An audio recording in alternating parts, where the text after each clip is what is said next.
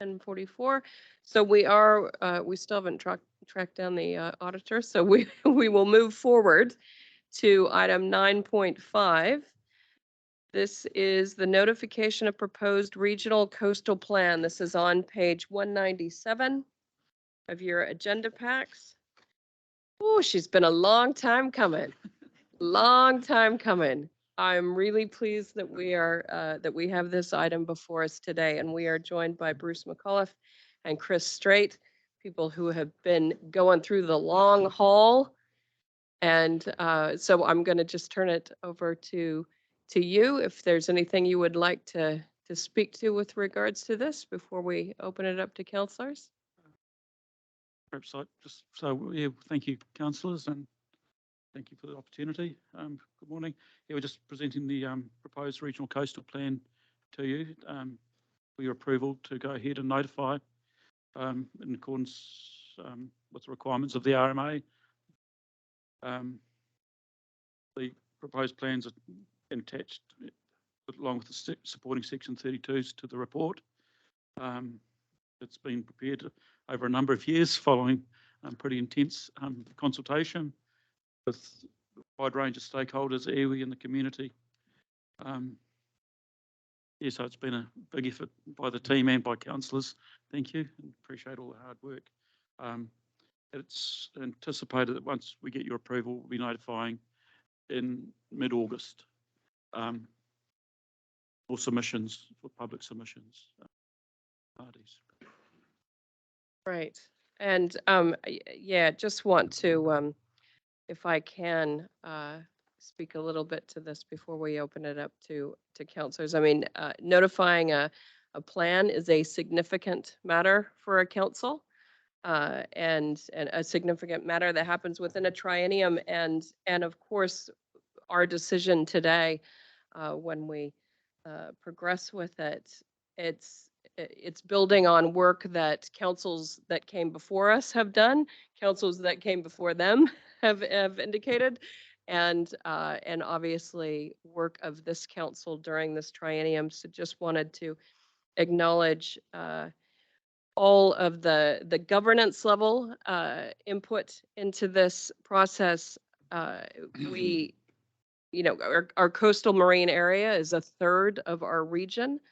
So this is not an insignificant piece of work, and we have the process we've just gone through is updating a coastal plan that was made operative back in 2005. So this revamp, this reassessment in terms of what our communities and what our region needs was long overdue. And so I'm pleased that the culmination of many hours of work from staff, counselors, our communities, and consultants has brought us to this point. Now we know that when we notify a plan, despite our best endeavors, we recognize that we will not have it 100% correct. When we notify a plan, that is when our communities have that opportunity to formally lodge submissions and give us their view on what we might need to consider in order to make this fit for purpose going forward. I also want to acknowledge that this plan is taking into account 22 iwi planning documents that were lodged with council. So there has been significant engagement with our iwi partners to get to this point. We have also had significant engagement with the community. We had 4 rounds of community engagement for this coastal plan back in 2019 to 20, again in 21, again in 22, and again in 23. So there have been a number of opportunities for us to get feedback in the development of this plan to this point. There were over 20 hui that were hosted, again, to allow us to learn from our community members and reflect their views in the development of this document. There were also 22 counselor workshops over 3 trienniums, 100 plus hours of counselor engagement to get to this point. So thank you again to all of those previous counselors and to our current counselors for what you have put forward. Counselor Dunbar Smith. Yeah, just to note, strangely, I like reading the section 32 evaluation reports regarding the economics. Of course you do, Ben. And I see it's not there as a link. So, yeah, it's just. Madam Chair, that was sent out to council, the link was, the link was sent out to council Monday. There are 961 pages for reading pleasure of that report. We had made the email still coming, Councillor Smith said. We had made councillors aware that it was coming with the 2-day statutory time. We needed that to get the document in. Councillor Smith. Madam Chair, I've watched this evolution of this document from afar with some interest, and particularly for our West Coast community. I'm not sure if there's anyone that would desperately want to move it, but I will so move and get this underway. And congratulate all those who have taken part in it previously to bring it to this stage. And as you've already highlighted, this council has the opportunity to send out the work of accumulation of a huge number of people over a long period of time. So, and we probably will be the next training before we even get to deliberations on it. So, congratulations and so move, Madam. All right, we have a mover in Councillor Smith. We have a second in Councillor Hodge. I'm going to go to Councillor Maher if you'd like to make a comment. Thank you, Madam Chair, and I'd just also like to congratulate all the staff and all the work and input that's been done on this. Could I just have a really quick outline on the items that are going to come a legal effect once we notify?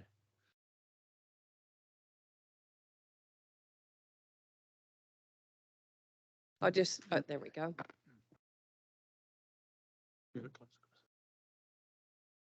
Testing, right. Nice. Thank you for that question, and I did jot down a few notes in case we had that. Immediate legal effect, there's a part of the Act that says certain rules that relate to certain matters do have immediate legal effect, and the whole idea of that is if a council suddenly needs to protect something, it stops people getting in resource consents while the plan becomes operative. Now, because this is a regional coastal plans work differently to district plans. In district plans, if there isn't a rule, you can do whatever you want. In a coastal plan, if there isn't a rule, you require a resource consent. So when I did have a look through it, there's really not very much that changes. There are not too many rules around discharges to air or protection of historic heritage, but they're very discrete matters, and if someone was looking to affect any of those values previously, they would require a consent just the way the plan works. The rule coming into effect means that there's a little bit more direction, and the only aquaculture is the major one that would change, but because there's a current prohibited rule on new commercial aquaculture, that doesn't disappear until the proposed plan becomes operative and the old plan vanishes. Okay. I appreciate that, and just grammatically, Tracy, on number 7 of our motion, I think there's an apples in there. Yes, apples. Thank you. Are there apples in the coastal marine area? Okay.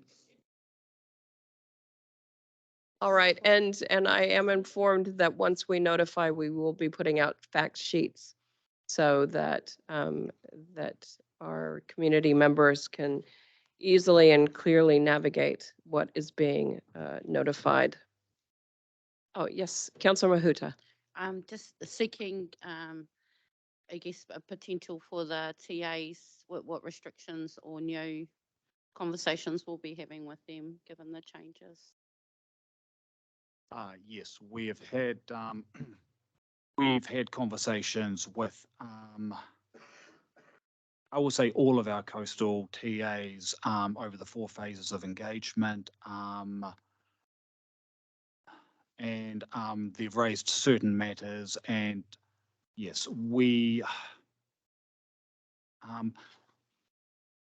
I think we will be expecting submissions from all of them, and if they request information or a conversation around how certain parts of the plan will work, then we'll be open to that for them. Microphone, sorry. Saw some of the work they're trying to get ahead of, and I thought, well, that's going to end up coming back through the coastal plan. So Yes, and there is quite a lot in the plan and a lot more in the section 32 talking about the need for integration with the TAs across that coastal boundary. So we do want to try and make the plan work as well as we can for them and for their communities. Thank you. All right, if there is no other questions, we do have a mover and a seconder. All those in, we've got a seconder and Councillor Hodge. All those in favor? Opposed? Carried. Well done, everyone. And I am going to, before we move on, I want to acknowledge again all of the work that staff and consultants have put into this, and I am going to thank you by name. So thank you, Bruce and Chris, who are with us today. Also, Jenny Somerville, Mariana Tatai, Angelina Yang, Susan Brennan, Kristen Atkinson, Kitty Y. Mangan, Sarah McKay, Craig Briggs, Michael Townsend, and in terms of consultants, we had Shelley Monrad and Robert Broadnax, David Fizzackley, Angus McKenzie, and of course, the legal team at Simpson and Grierson. Thank you all for your concerted efforts, your stick-to-itedness, your ability to see this through. I know it was a long haul, and I appreciate you getting us to this point today. Well done, everyone. Well done.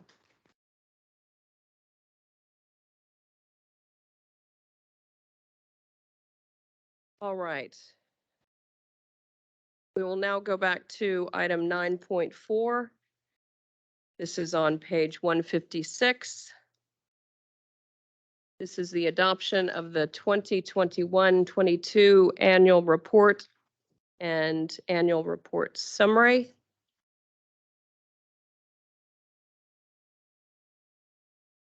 We've got Janine and sorry, David. Thank you, Madam Chair. So it is a pleasure to be able to finally present for adoption the 2021-22.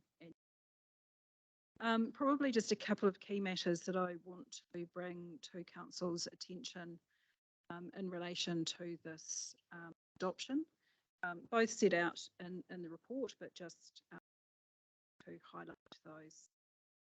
As we have worked through the audit process, one of the key matters that we've had to address is in relation to the valuation of our infrastructure assets. And so from information that was presented to our Risk and Assurance Committee back in August, further work has had to be done in that space, recognising the significant uplift in construction costs that have been experienced over the last couple of years. What that has meant is that we have recognised in the financial statements an uplift in those asset values of $72.6 million compared to the previous financial year. And that will flow obviously into the opening balances to the current financial year. The background information to that was presented to the Risk and Assurance Committee last week for their consideration and endorsement, which occurred, but members of the committee may want to make observations on that. The other matter just to highlight is to note that in adopting the annual report today, we do have a technical legislative breach around our inability to have adopted this document by the 31st of December last year. So as noted in paragraph 8 of the report, there is a disclosure that's included in the annual report itself, alongside our statement of compliance, to note the reasons for that, particularly in terms of Audit New Zealand. So we've got David here on behalf of the team, their auditor shortage and the consequences of COVID-19. But with that, maybe a very quick word from David and then any questions from council. David, oh, you need to, yeah, there you Push go. a button. Now we can hear. Thank you, Chair. I don't have an awful lot to add. We had a robust discussion last week, and the Risk and Insurance Committee, I think, landed on the right place, recommending to Council.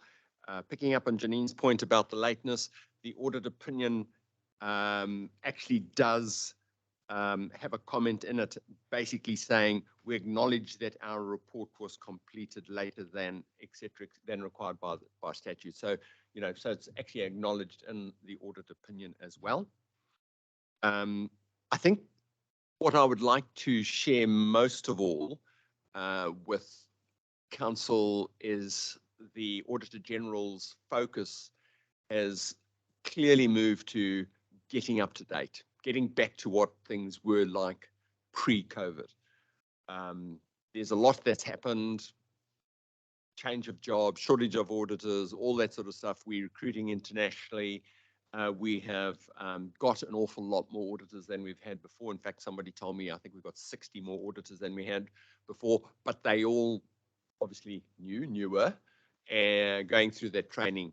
2023 year is definitely going to be a catch-up year. That's the intention. That's what we've been told to do. That's what the focus is for all councils. The OAG has set its expectation, and that is all councils need to complete the audits within the statutory deadline. That's the expectation. Obviously, there's going to be some difficulties along the way. It's easier said than done, but the intention is that. So we, you know, the 23 team is already hammering Janine, asking questions. The audit plan's gone out, all that sort of stuff. And so the main thing I wanted to share with you was 2022 was a struggle year. Part of the catch-up. 23 is going to be very different. So it's going to be less than 12 months, I certainly hope, before you're faced with another annual report. The next annual report won't be signed off, or the opinion won't be signed off by me. I've done 6 years with Council, and at the Risk and Assurance Committee meeting, the new appointed auditor was appointed. He's very familiar with the Council. And Clarence and I will, you know, obviously do all the handovers to make his transition as easy as possible. I think, Chair, that's all. The main reason I wanted to be here was, I suppose, you know, I know it's just very late. I've been in auditing a long time and I've never had anything quite as late as this. So I really just wanted to give councillors the opportunity to ask any questions that they wanted to. I just thought it was only fair that you're adopting a set of accounts so late, and I'm the other party to it. Nice. Are there any questions from councillors? Oh, sorry, Councillor Nicol. Yeah, just thank you, Janine. Thank you, David. I really appreciate the thorough discussion we're able to have at Risk and Assurance. You know, going into reasons for the delays, going into the revaluation conversations, and I from what I see here, it looks like we are being as transparent as possible about the reasons and the issues. And so just want to thank you. I've asked all my questions that I've in Risk and Assurance and heard others discuss, but yeah, really nice to get to this point. Better late than never, eh? Thanks. Did Risk and Assurance take time with the auditor alone? Take questions of the auditor? Madam Chair, perhaps I can respond in any details Janine pick up. So there was a fulsome discussion at Risk and Assurance, probably longer than anybody had anticipated, to be fair, but the independent chair did so. And Janine, there were no matters that remained outstanding that Yeah. they conveyed to you? Through the chair, so the independent chair of Risk and Assurance did put the matter of typically there might be some auditor, committee auditor alone time, but the chair judged that wasn't required, but confirmed that with the committee as well. Can I just comment Councillor too? Hughes. I'd just like to support what Janine said. It was a very free and open discussion, quite robust. So yeah, I didn't see the need for a councillor only time. Not the chair, mind you. Good practice.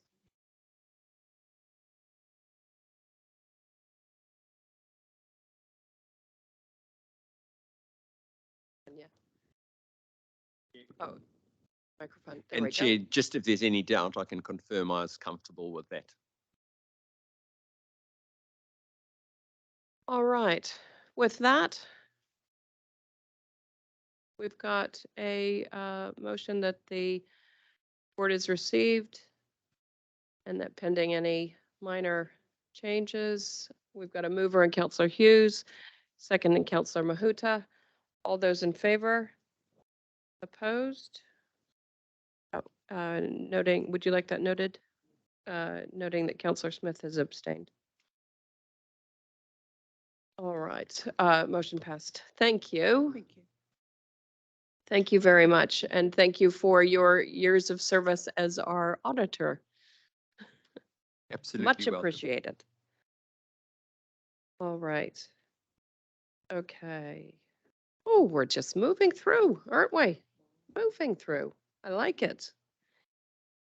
Okay, we are now going to go to item 9.6.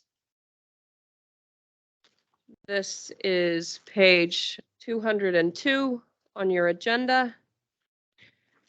This is the, so this is the item that we referred to when we were going through the minutes that would come up in our agenda at a later time. This is that with regard to community and stakeholder engagement in the delivery of integrated catchment management activities. I'm pleased to see this before the council now. Director Ryan is down there at the other end of the table. Would you like to start us off? Thank you, Madam Chair. Moana tatou. Yes, so this is a paper that has come to council via the Integrated Catchment Committee. And as you'll see, there was a consideration by the Integrated Catchment Committee around 3 different options in terms of a status quo, the recommended option that you see before you today, or a more informal option. What this was accompanied with subsequent to the meeting on the 13th of June was a workshop with the Integrated Catchment Committee to also consider aspects of the terms of reference in order to put something forward to you today, which is included in this paper in attachment 1. To reinforce a couple of points, so I guess previously, the council has had varying arrangements around catchment community connections, ranging from quite broad catchment committees across the entire region a couple of trienniums ago, right through to the recent arrangements last triennium, which had a focus on flood protection and land drainage in the Waiho, Piako and Lower Waikato zones. What you have today is I guess something that's similar to those arrangements from last triennium, but we have looked to integrate land drainage and flood protection with one committee for Waikato and one committee for Hauraki, particularly because ultimately they are one system, and it's important that those one system discussions are enabled to happen. And we do have multiple stakeholders that have an interest in both, so it enables a much more effective conversations and particularly escalation of recommendations through to integrated catchment management and council. The extent of the schemes is shown on page 204 and 205 of your agenda, just to give you an idea. And that has driven the stakeholders that we've proposed to be included in these subcommittees as well, particularly around district councils. You'll note, for example, that Hamilton City has been recommended for inclusion in the Waikato Committee, primarily because the growth work that's occurring within Hamilton City impacts the drainage areas that surround a lot of the city, now, so it's important that there are some joined up conversations there. Madam Chair, I'm happy to take the rest of the report as read and or up for questions. Thank you. Thank you for that. I'm looking to the chair and deputy chair of Integrated Catchment if they would like to make any further comments. Councillor Cookson? No, after, sorry, thank you, Madam Chair. After being involved and having the stakeholder engagement meetings and where community felt they wanted to be, and looking at cost of meetings and aligning that we have good communications but lowering the cost of what meetings cost. I'm very happy to sit where it's laid, and I'll definitely move that we I'll move to this motion to be accepted. Right, thank you. Thank you. Councillor Cookson. Councillor Smith as the Thank deputy. you for the opportunity, Madam Chair, and I support that and will second it. For me, this is back to the future in some ways. We heard strongly through the election campaign from landowners, targeted ratepayers, and I know both Robbie and I have had communication and meetings and more meetings, public meetings, and this has been a very big issue for landowners. And so in the construction of the committees, we were mindful of having balance and also making sure that our key stakeholders, and yesterday I took the opportunity to, at the joint committee with Waikato Tainui, made them aware of what was going on. And following the meeting, I was asked for some more detail and provided that to Mr. Turner. So look, this is not necessarily the perfect option or the optimal option, but it is taking into consideration all of the competing issues, cost of servicing, meeting the needs of the ratepayer and giving them a voice. I think what is we've landed on is reasonable. It also doesn't stop us coming back in 12 months and asking for a tweak. And even the terms of reference will be one where we may need to come back depending on how things go.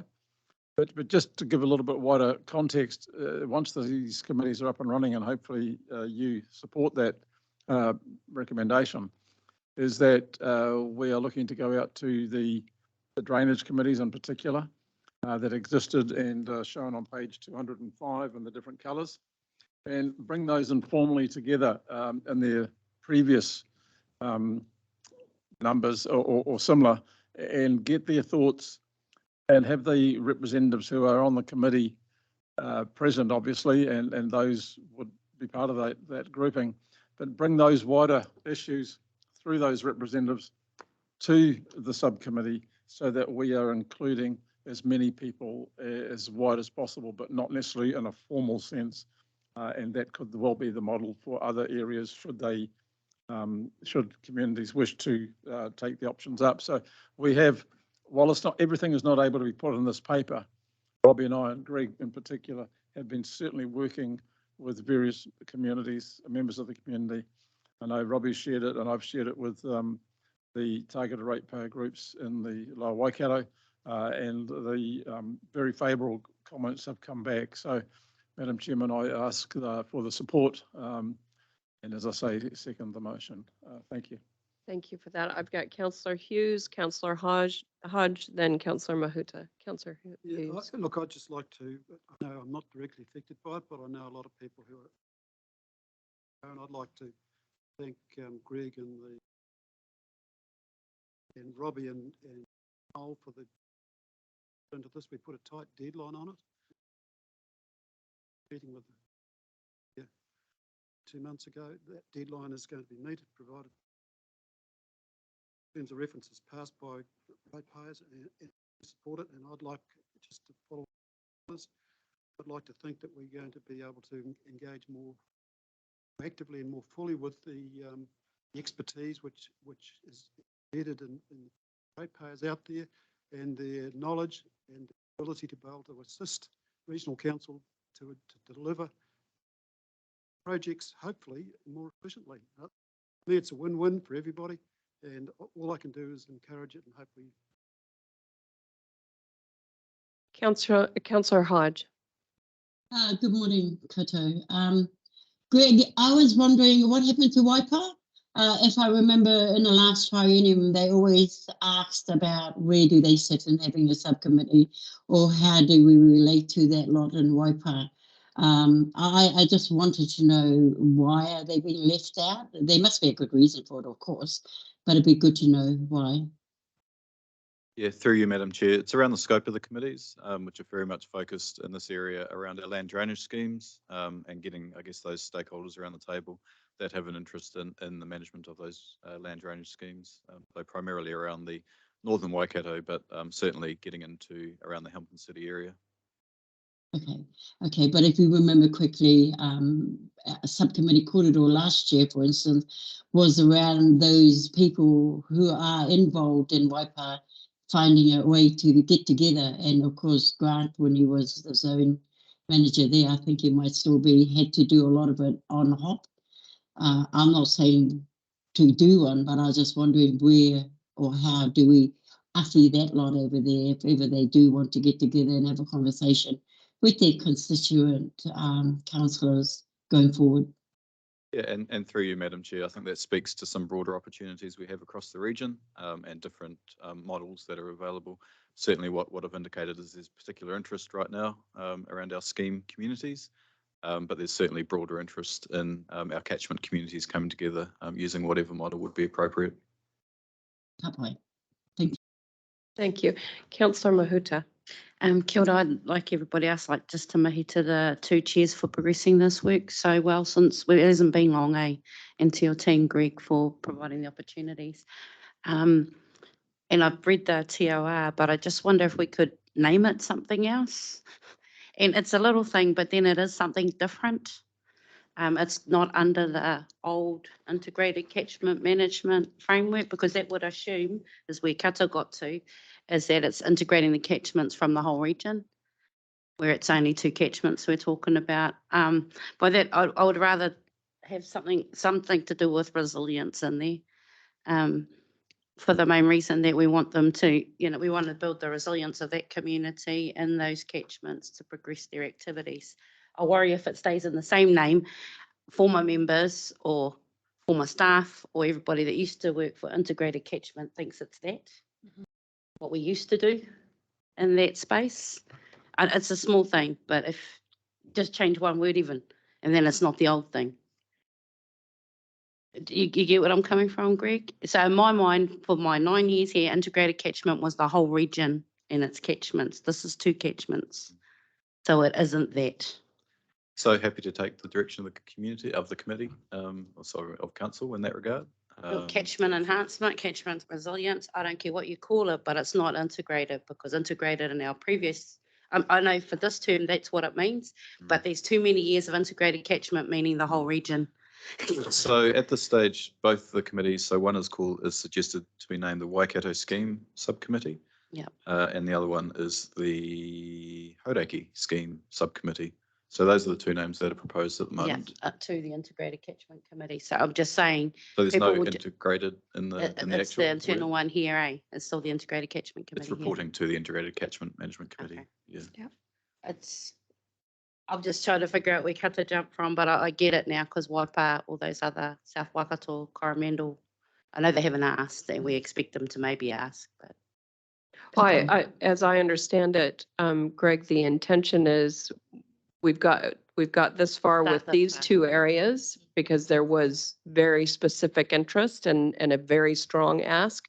There is absolutely, as I understand it, the intention to have further conversations across the region to come up with avenues for engagement that are fit for purpose for those communities. Yeah, I just think And that's good. we should think about it, because we are creating the expectation. So if we just called ourselves the internal committee, then catchment management for the regional catchment management, that just takes it away from what it used to be, is all I'm trying to say. Because when I was in those subcommittees, they moaned because it had to go through too many levels of decision making. Even though the delegation is clear to me and the TOR. I don't know that'll be clear to your returning members. So Yeah. just so I understand what's being proposed, the title of each of these subcommittees is what? So the first one is Hauraki Scheme Subcommittee. Yeah. The second one is the Waikato Scheme Subcommittee. Yeah. So you feel that those need to be changed somehow? Are you proposing a Again, change the or scheme, you? who are members of the scheme? Yeah, affected drainage boards and landowners. That's not inclusive of mana whenua. In I the- know, in the- by membership, but not in terms of scheme. We're not part of any scheme. The schemes are the drainage interests of those areas. Can I suggest, well, I could suggest a few words. One could be Hauraki Scheme Community Subcommittee. Well, again, it's not, Yeah. I don't really care what they're called, but as participating Māori in these, everybody asks what's our interest if we don't own any land. Yeah. But not within drainage schemes. But I know, Noel, Sorry, I it just used want to to make be, sure Noel has a mic I Again. just want to make sure Noel's got a mic. behaviour of the old Waikato committee, Catchment committee, was we had to overspeak belonging in there. I just want to make it a safer place for the iwi that we're inviting into these roles. I recognise, and you do know now, that we own land in that area, but we're not part of drainage boards. And things like that as Māori landowners. I can't name one that is. Sorry, I would like to speak, but Yes. I can't honestly answer that without having some, I thought you did, but I may be mistaken. No, we own land, but we're not part of any of the drainage schemes. Right. Hauraki are on the other side. But again, only because twice, Greg, you were there, our meetings exploded with different members not giving recognition of why iwi were in the room. So I'm just trying to make it a safer place this time around. I know that's the intention of our council, but some of those members are the same people. And Oh, Madam Chair, I was just going to say in response to that matter that Councillor Mahuta has raised, the conversations that I was part of and fed in from previous councillors who have been through the process. The amendment was made to the terms of reference, so it is chaired by a councillor around this table, so that tone is able to be set. It was a by us. councillor around this table who exploded it though, so. So I You know think what, there is Waikare, because the Māori member is likely to be the same person. So Yeah. there is an understanding, and there will also be some briefing around the history and going forward that Greg has given that undertaking to give whoever will be there. Okay. Yep. and Can I through just give some assurance here to Councillor Mahuta? Look, I have been absolutely blunt, and some of you will have learnt that I am very blunt at times, direct, and I don't beat around the bush. So in my engagement with members of the community who were members of this committee in the past, or committees in the past, I've made it quite plain that I don't want to see some of the faces that were there when the expressions of interest are made. And some of the discussions have been pretty fruitful insofar as, without naming names, we have amongst the members and senior members of those previous committees have identified a couple of three people who we all agree should not, in the interest of moving forward in our partnership and relationships in general, be present. Now, whether that's something I should say public, I have, but the reality is we need to make this a safe committee, and I am going to do my damnedest to make sure that that happens. And if anybody speaks up inappropriately, I will be one of the first to stamp on them. Thank you for that. It was just, it came up last term and I don't want it to happen again to members that don't want that intention. So, but really appreciate what's happening. Kataraina and I will support whoever the we appoint to those as well, if they need any support. Thank you. Thank you, Councillor Mahuta. Councillor Cookson. Thank you, Madam Chair. I support exactly what Noel has just said.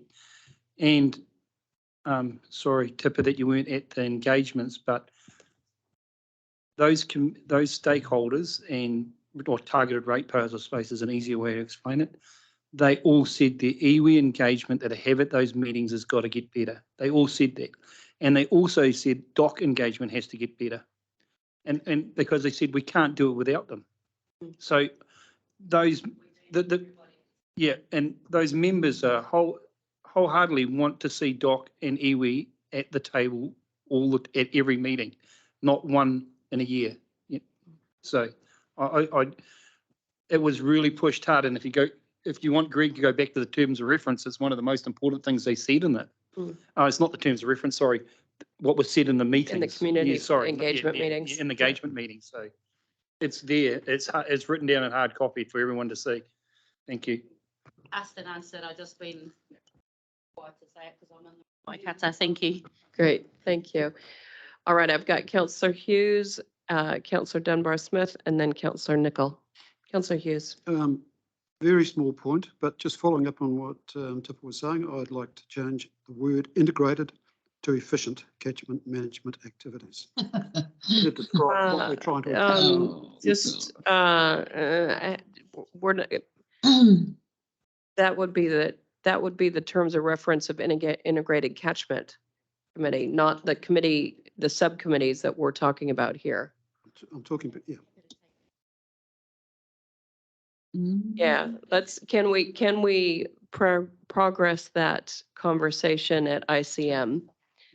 Yeah. Just that we park that and deal with it, but actually the intent of this is to get these committees going. Yes, agreed. All right. Councillor Dunbar-Smith and Councillor Nicol. Just to let Tipper know, because you weren't part of some of these meetings, but Unibone did raise the issue, which is in 7.3 of the terms of reference. Chair of the subcommittee is a Waikato Regional Councillor appointed by the ICM. A second Waikato Regional Council is appointed by the ICM committee as the deputy chair. Now, in my case, I would assume that I'd defer to Kataraina and then maybe possibly you would be the deputy chair. So there is Maori engagement at a deputy chair level on that committee. So it covers many of those issues. The committee goes forward. Yeah. All right, Councillor Nicol. Thanks. Now, glad the word resilience came up. Just note in paragraph 21 of the report, it said, a decision to establish formal community advisory arrangements will enable community conversations around scheme sustainability and community resilience. Now, I'm very mindful of all the work that this council has been talking about in the strategy, in the climate action roadmap, about needing to have conversations about responding to climate change for these schemes. I'm really keen for that to come through a bit stronger. I didn't sense that from reading the terms of reference, but the main intention there is just that the people who put themselves forward understand that that is a significant piece of work that is going to be addressed here, because when it says it enables conversations, that's kind of it might happen. Really keen for it to actually happen. And I've heard from yourself, Greg, and from the chair and deputy chair of the Integrated Catchment Committee that you all understand that. I just want it to come through in the future pieces that come for the appointment process a bit stronger, so that they do know that that is what will be required of them. And I'm just noting that, because it was top of mind from a workshop yesterday, there's a code of conduct for appointed members that would make sense to reference in that appointment process as well, just so that people are aware of it. Last point was, no, I think that was all of it. But yeah, good conversation, really appreciate that. All right, Councillor Moore. Thank you, Madam Chair. I'd just like to express my thanks too for the work that's gone in to forming these committees, and just a heads up, Coromandel is included in the Hauraki scheme to be here. So thank you guys and ladies. Fantastic. Just want to circle back to your point, Jen.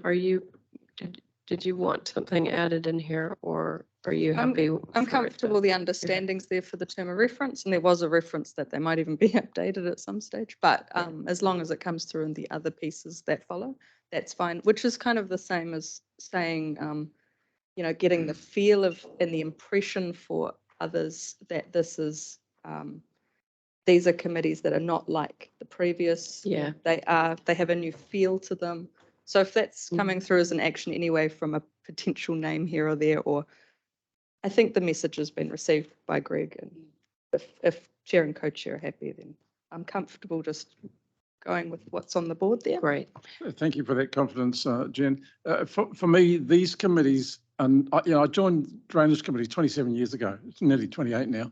The reality for me is the evolution in that time has been enormous, and I think in the last few years, our understanding and the likes of having Bruce on ICM as well, the holistic approach, the biosecurity, the biodiversity, the climate change, everything has to be there now. And it's part of our business as usual. It's not just about digging a drain and making sure the water flows or that the river's got protection there so that the land can be used to feed the population. It's not just simple anymore. It's got to be a holistic approach. And to me, it can't be written down, otherwise it would have, 10 times this size. So the reality is, I think there's got to be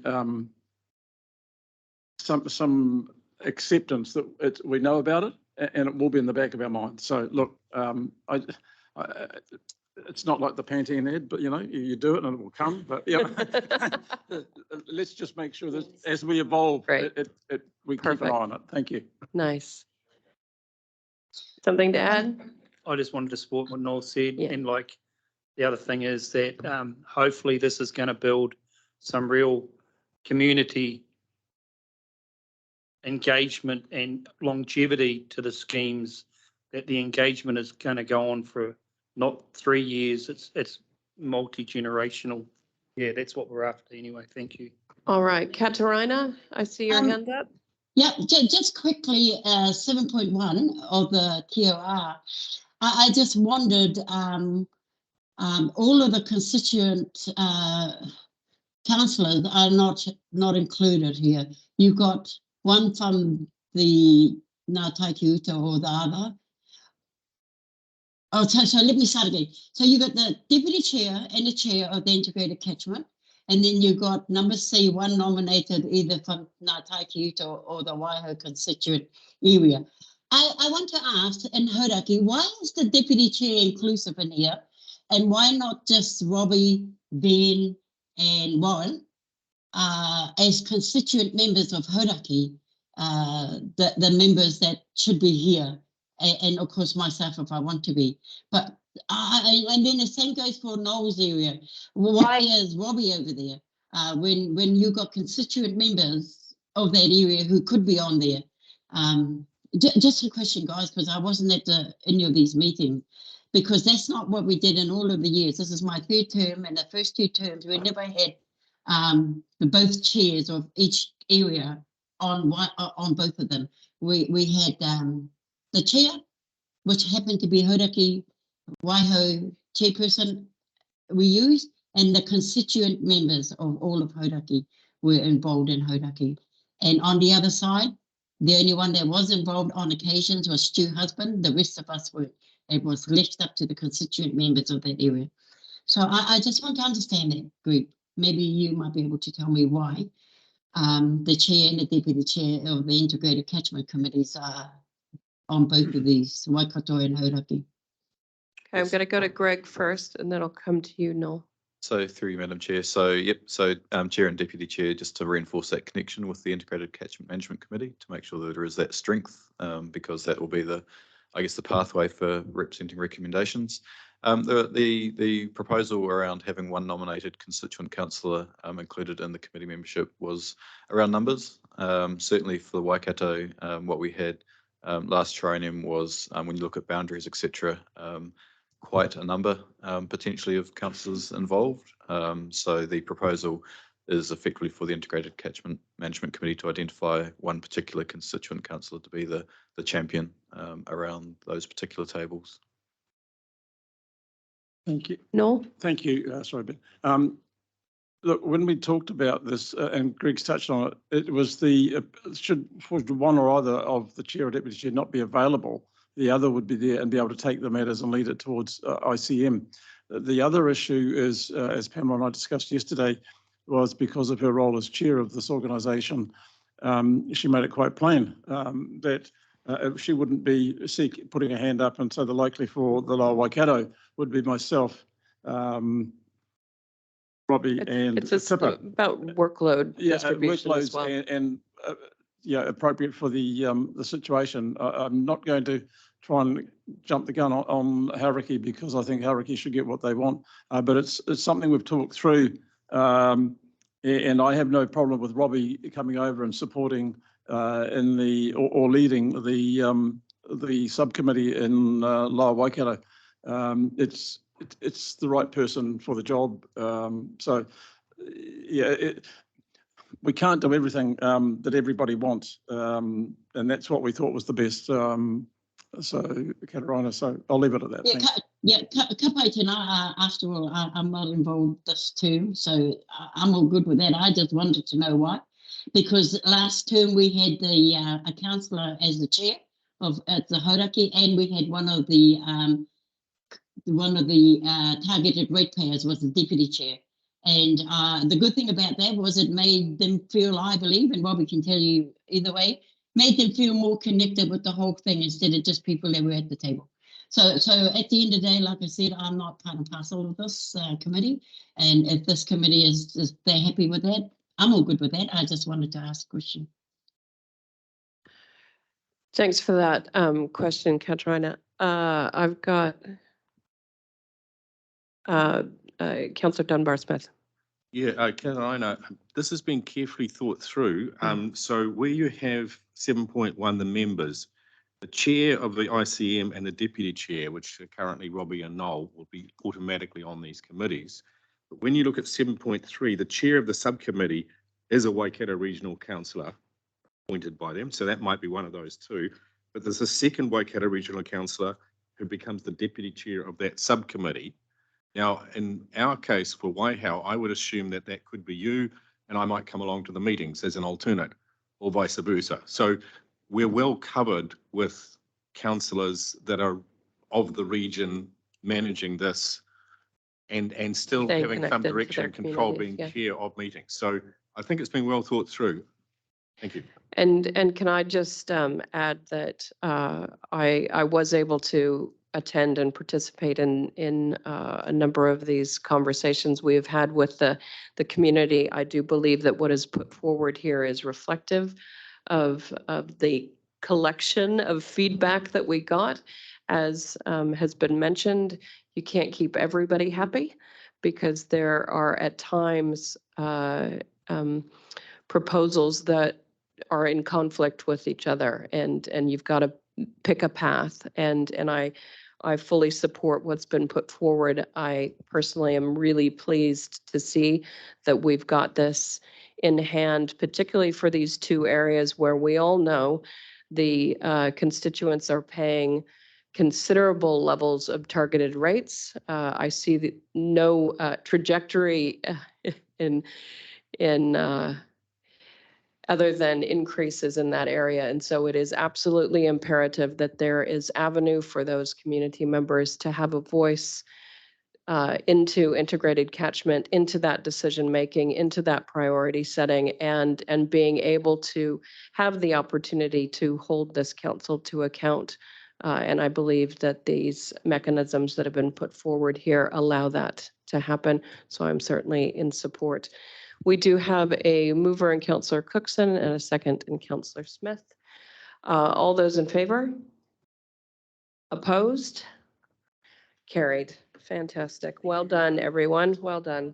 Thank you. Exactly. And we've done it. Delivered. Nice.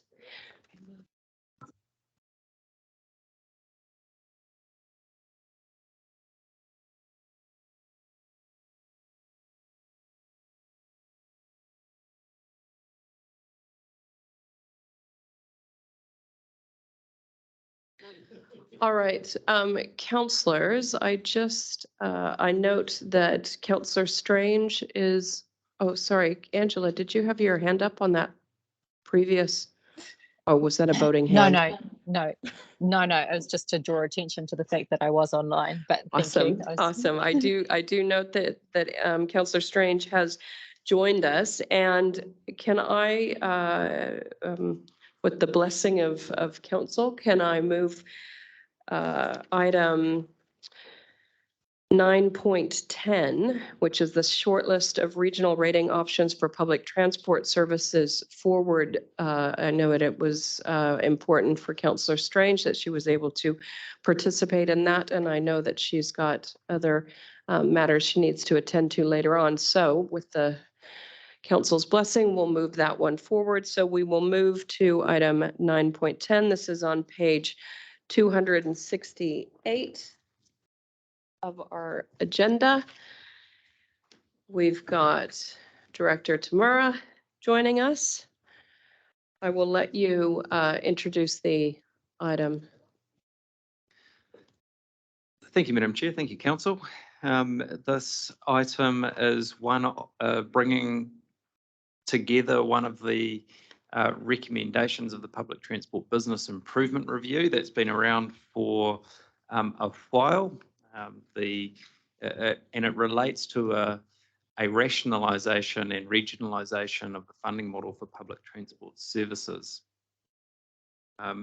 The report draws to Council's attention some of the challenges and risks associated with the current model, which is a mixed model, where in some places territorial authorities rate directly for the local share of public transport services, and in other districts, Hauraki, Matamata-Piako, Thames Coromandel and Hamilton City areas, the regional council rates for the local share of those services.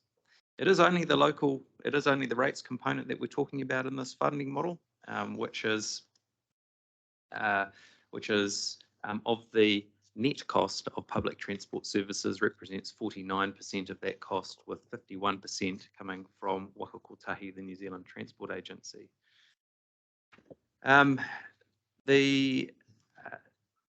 decision that's been sought here follows some workshops just over a month ago, or a workshop just longer than a month ago, 2 months ago, where the council provided some guidance and direction on potential options. This is a refinement and further development of those options. And we've put some real numbers into this as well, so that the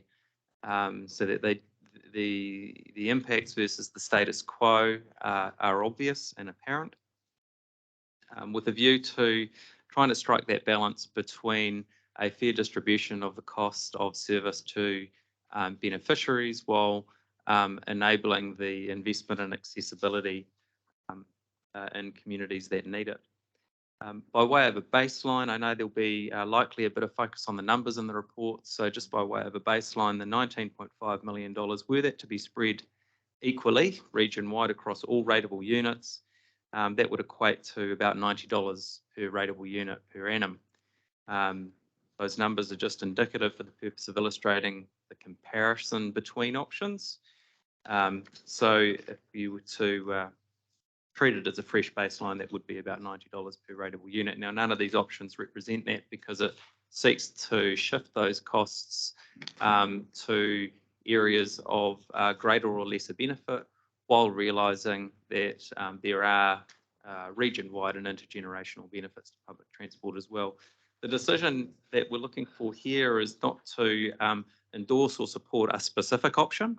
What it does do is it gets us out the gate to start the conversations with territorial authorities. So that's the milestone that was set through the Chief Executive KPI to deliver by the end of June, to have a set of developed options to start the conversation with territorial authorities. The purpose of doing that is because when we get to the long-term plan, where council will need to make a decision on whether to implement a revised policy, those consultation questions and long-term plans are often rather binary. It's to do or not to do. Whereas what we know will be required, given the substance of this issue, is a more in-depth conversation than what that consultation process will allow. So that's the decision that's before you, and I'm happy to take questions, Madam Chair. All right, before we go to questions, Councillor Strange, would you like to speak to this at all? Oh, yeah, thank you, Chair. Yeah, thank you, Mark, for your work that you've put in over the time onto this.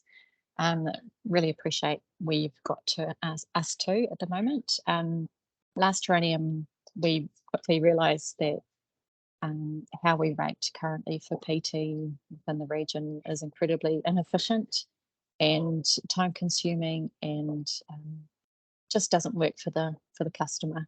So this business improvement review into how we work within the Waikato is really important. And yeah, I'm really pleased where we've got to at the moment with going out to our TA partners for comment and for their preferred option.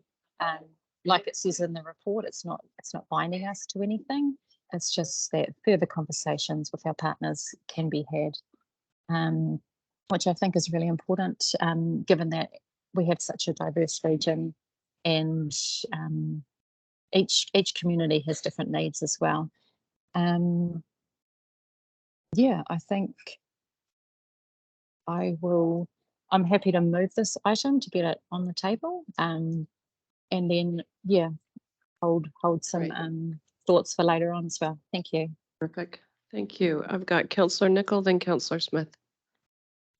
Thanks. When I joined the council last triennium and found out how rating is done for public transport, I was horrified. And it's a significant factor as to why it's not got the quality and quantity that I would envisage for the region. And mindful that the transport emissions part can only really, the emissions in this region have still been growing in transport. It's the one category that's really expanding. And so to enable us to put on decent public transport and with enough quality and quantity is really important. I think it's entirely appropriate for us to go and ask the local TAs in our area before going out to the community in hopefully a long-term plan question. And I look forward to hearing feedback from those many TAs on what they think might suit them best, so that can be the best possible questions. Thanks, Mark, for that. Happy to second. Councillor Smith. Thank you. Point that Councillor Nichols just raised is the issue that concerns me, is that if it only goes to the TAs, there is no opportunity for the public other than through the LTP process next year, which is when the decision will be made. And I would like to see a wider conversation with the community before the LTP. And that's based on experience. What I'm also concerned is about the ability of councils to rate, to come up to support a good idea, but not necessarily a one that makes economic sense. So, and I'm a user of public transport when I go overseas, because that's really all you can do unless you're going to go on a longer journey, perhaps. But yeah, I've taken into regional trains and the likes and buses throughout the world. So I support public transport, but what I don't support is just using rating to prop up a service that otherwise would fail. So I suppose I'm showing that I'm a bit of a cynic with Te Huia. I am pleasantly surprised how it is being supported. But public transport per se, and I think for the, you know, for Waikato district as a majority there would be the focus on Te Huia, because there's an effective system in place that could well be built on. So coming back to my main concern is the ability to have a wider conversation. So the question then is, how does that happen? So will we be asking the TAs before the LTP process to have that wider conversation with their communities? Or how will this be managed so that we get a wide cross-section of views that can be fed back to this council, so we actually know how we frame it in our LTP discussions and consultation? Thank you. Through you, Madam Chair, just perhaps going back half a step into the process that's led us to here as well, was the Public Transport Business Improvement Review, the findings of that, and some targeted consultation, which included an opportunity for members of the public to provide feedback on those recommendations before getting to this point. And there was broad public support from those who did submit or provide feedback through that process. In saying that, I guess it remains an option open in terms of the process for that engagement. Now, one of the reasons for targeting territorial authorities specifically was because of their proximity and their feedback through that earlier stage of engagement, that they really wanted to understand the impacts on their communities of a change in rating model. It's also a requirement under the Local Government Act in respect of there being a transfer of rating powers or responsibility for rating for different activities. So that's really one of the reasons for that focus. In saying that, there's no particular barrier to not providing an option for wider community input into that ahead of long-term plan. Can I go to Janine to just perhaps make a comment? Just noting I've got Councillor Dunbar-Smith and Councillor Hughes as well, if you can turn your mics off so that we can get a red light over there for Janine, to just make a comment on how this consultation would dovetail into the pre-engagement piece for the LTP. Yeah, thank you, Madam Chair. So I think there's two matters that we need to consider here, and some of it is probably built off our experience through the 22-23 annual plan, where we took over rating responsibility for some territorial authorities, and the need for an early signal between the two parties around that transfer. We had to, through that consultation process and the audit involvement in it, be able to clearly demonstrate that that party was no longer rating for those services and they understood that transfer of responsibility to us. So we absolutely need to have our territorial authority partners on board for this conversation. The other point in terms of the opportunity around early engagement, I guess one of the areas that I heard coming through our levels of service workshop earlier this week was in relation to public transport. Now, I think that was probably particularly around levels of service and service delivery potentially, but there's no reason why that then wouldn't be expanded into, and how might these be funded. So we can pick that up within that early engagement work that we've talked about doing and coming back to you with in August, to make sure that we do have that broader community view coming through as well. Great. All right, I've got Councillor Hughes, Councillor Dunbar-Smith, Councillor Cookson. Councillor Hughes. Okay, well, just, I'd just like to follow on from Noel, which I support the comments that he was making. My observations are that the patronage on our services, apart from school, taking children to school and picking them up and taking them home again, the patronage is appallingly low. The service is not what is required in a lot of instances, otherwise people would be using it. And I don't see why ratepayers should be funding a service which is basically broken. It's not fit for purpose any longer. And if we're going to continue with it, then I think we should go back to what Councillor Nichols suggested yesterday, that we have a user pays principle. 20% is not user pays. That's just crass stupidity in my words. We should be looking for, if people are prepared to use it, then they should be paying for the service. So that's my views on it. Councillor Dunbar-Smith. Yeah, a couple of things. Firstly, the question, the 19.5 million, we had in the budgets 49 million as our net gross costs. Obviously, that comes out to 51% from things. So is 19.5 million the overall cost of this and Te Huia? That does not include Te Huia, that 19.5. It was really just used for illustrative purposes, but the reason why it's such a relatively small number is that once you've deducted the contribution of fares and you've deducted the contribution of Waka Kotahi Transport Agency, that's the amount that the council needs to collect through rates in order to maintain And in this case, as set out in the report, marginal increase in level of service. From my constituents' point of view, I support user pays. I note that the district access at 500K is going to be going from $84 to $99. So obviously the people who are able to use the service are going to pay more, which is a good thing. But a question I had for Janine is, when we took over the rating functions of Manamana, Pauko, Hauraki and those sorts of places, we were doing it on the basis of a district-wide access, not a direct access. Are we able to change things now we've taken them over?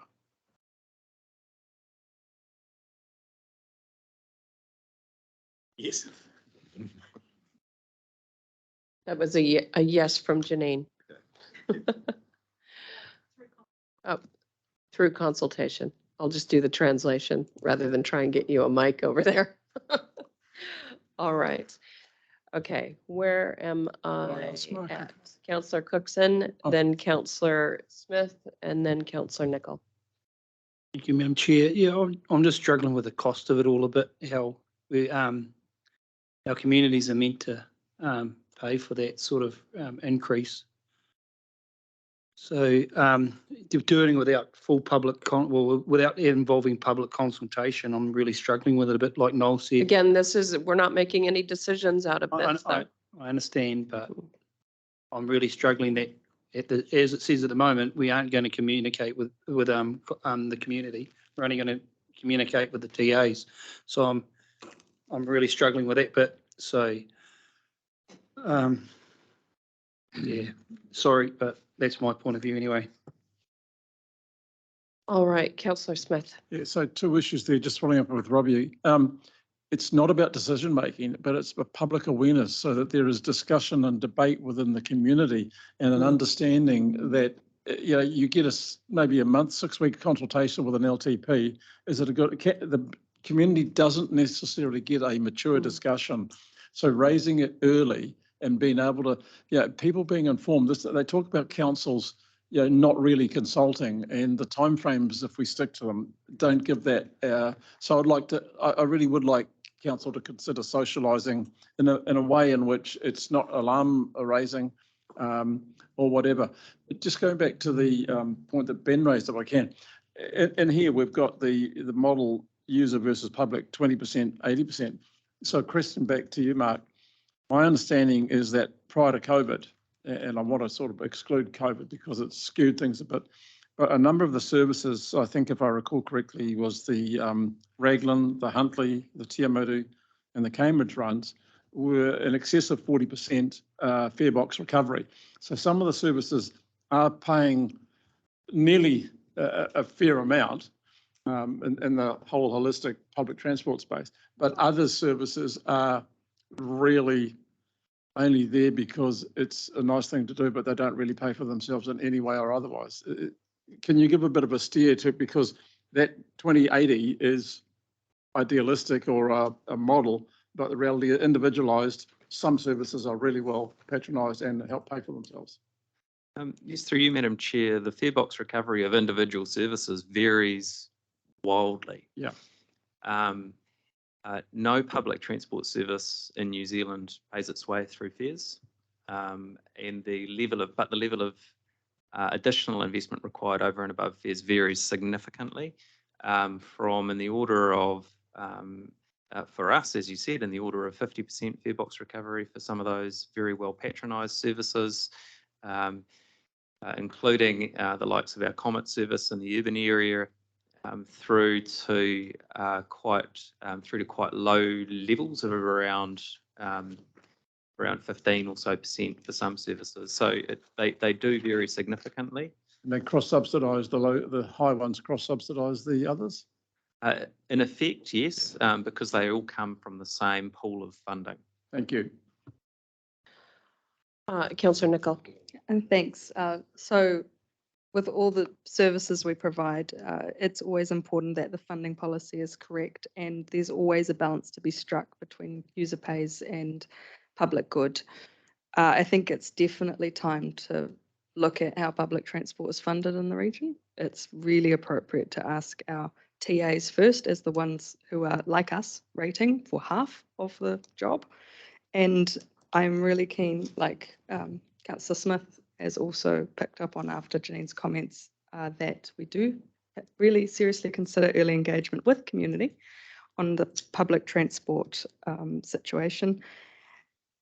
And ultimately would really appreciate people's support to allow the next steps of this quite long process of business improvement review to go forth, because it will make things easier no matter how the community responds on levels of service in further consultations, but it will make it much less administratively difficult to do the job of delivering public transport. Thanks. Thank you. Jennifer, Councillor Dunbar-Smith. Yeah, I'd just like to make a point here, is that table 1 and table 2 are quite confusing. And I would suggest that when you have table 1, you should add in CV 500K, CV 1 million K, so that there's an accurate comparison, and then put the 100K CV into table 2 as well. So each table has 3 items in it. It's very easy to look at those tables and go, we're going from 1699 to 1999-96, because one is 500K, and but basically you're paying $84 already if you're under your current model. So it's just very easy for someone to get confused about that, and I'd suggest, I don't know what you think about that, but making it more transparent. So just so I understand it, this is not the document that will be going out to the TAs for consultation. I'm assuming that there will be a far more developed and clear piece of collateral. That's the word to put in front of them. But certainly we can take on board Councillor Dunbar-Smith's commentary around ensuring that there's some clarity and these tables are easy for people to understand. Yes? Absolutely, Madam Chair. Great. I'm just also thinking, just in terms of, I take your point, Councillor Smith, about ensuring that public is aware of this. And I'm just wondering, is there, since we will be going to the TAs to ask them their thoughts, is there anything that stops us from utilizing our own social media channels, communication channels, to raise awareness that we are doing that? Through Madam Chair, I don't see any barriers to that. What I would advise around is that we would coordinate it with any other pre-consultation that might be done as part of long-term plan, just so that we've got a nice pre-engagement, just so that we've got a nicely coordinated package of things and aren't sending too many And messages. for councillors who are concerned that their particular constituencies may not be aware of this, there's an avenue for us as individual councillors to share this with our communities and say, hey, here's your opportunity to liaise with your district council, city council, or district councils, and city as well, to ensure that your voice is reflected in the message that is coming back to us. Absolutely. Through you, Madam Chair, what I had anticipated was that we would take a similar approach to the earlier consultation, which did make contact details and the same documentation that we went to territorial authorities and others with under a similar targeted engagement model. But we did also make that information available on our website for public access. Awesome. Councillor Strange, just going to come back to you if there's any wrap up that you'd like to. Yeah, thank you, Chair. Yeah, I'm always pleasantly surprised by the amount of discussion that public transport gathers in our chamber. So yeah, really pleased with the discussion so far today. Yeah, I think that the points that people have raised are really valid. And it is important that we go out to our TAs and the wider public as well. So yeah, happy with where we've got to. Just wanted to highlight one thing that with, say, the likes of Matamata Piako and the community feedback that we've had about trying to alter bus routes and be more responsive to what the community wants. It is really clunky at the moment, and this would go some ways to I don't know, almost taking out the middleman in that sense of the word to be enable more efficient planning and implementation of those services as well. But yeah, happy to leave it there. And yeah, thank you everyone for your interest in this topic. Great. Just don't want to cut anybody off. I see more red lights popping up. Councillor Maher. Thank you, Madam Chair. Yeah, I'd just like to echo one Ben's concerns just around, I understand that table 1 and 2 are all part of each other. I had a bit of confusion for myself around district-wide and region-wide. They seem to indicate possibly 2 different things when I think they may possibly be the same, one and the same. Also, the sort of indicative costs and stuff like that, it seems to be my region is having more costs applied to it, where I don't see any mention of any increased services and stuff like that around that. And thirdly, what's plan B if this doesn't get approved today? I'm going to go to you, Mark. Well, the plan B would be to take some guidance from this council about the areas that they're nervous in. Perhaps whether that's through this meeting, maybe a separate workshop, have another look at the options and bring it back together again. That's really the plan B. Of course, that would be in the hands of council. Council could choose to take a different path, but that would be the course that I would be advising. Just for my reference, it would have been really handy to see what document was actually going out to those TAs, because I believe that's what we're voting on. I think what we're voting on is the concept of going and consulting on these options with the TAs, as opposed to approving the specific consultation document. I just want to clarify, what is the avenue for that? Through Madam Chair, I had anticipated that would be within the gift of staff, our communications team and the executive around the form of the consultation document, with the options that would form part of that document, those described in the report, which are a subset of the long list that we started with. All right. Yeah, look, I'm certainly happy with consulting with TAs and just picking up on the feeling around the room. I think the public needs to be included too. So thank you. Councillor Dunbar-Smith. Just pick up Warren's point. I think it might be useful for us to see the document again, given there's some misunderstandings here. For example, when you read public transport service, we have assumed that it concluded Tuhuia, and now you say that it doesn't include Tuhuia. So the mistakes that we're making may also be ones that the TAs make, or if they reference it out as part of their consultation to their public.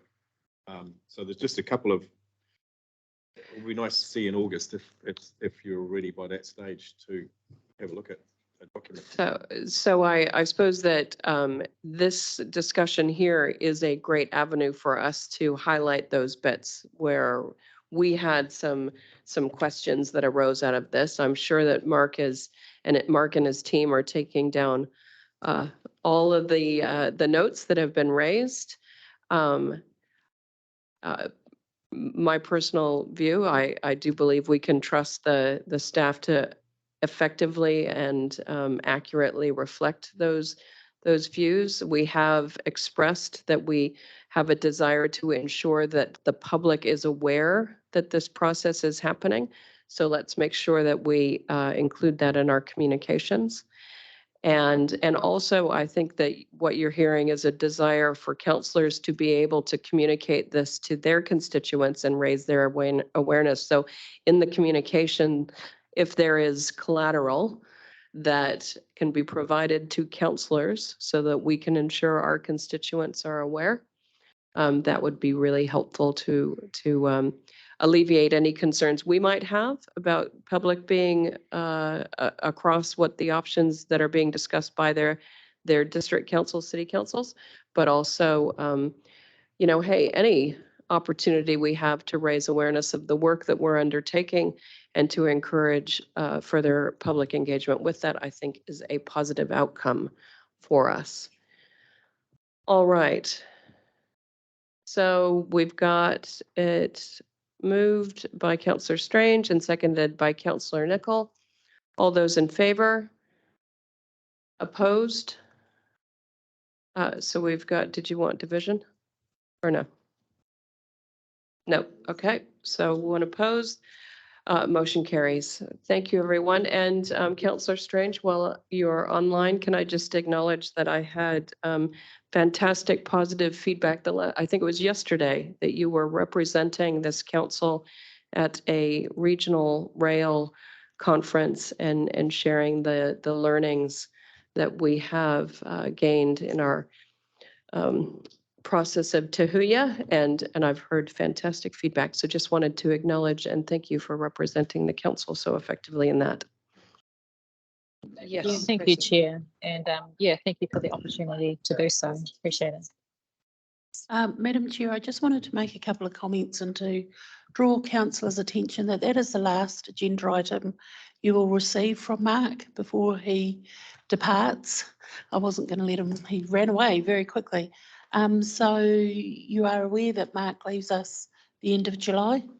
We're panicking a little bit, obviously, who has that transport story in their head to take councillors through all the, no pun intended, movable parts of transport. And I think we'd just like to take the opportunity to thank Mark for his directorship over the last couple of years, but also prior to that, working in what was the Science and Strategy Directorate, came to us as a manager of the team there that was oversighting future-proof the Hamilton Metro plan, the forerunner, the Hamilton to Auckland corridor plan, and really Mark revolutionised that department in terms of the submissions that you see and the way that that happens. So just an acknowledgement, Mark, thank you for having the privilege of being your manager for a while and the privilege of being able to sit around the ELT table for you and all that you've done for the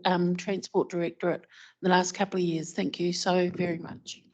And I would like to second that. Thank you. It has been I've had the privilege of working with you both in the future-proof space and across the transport as well.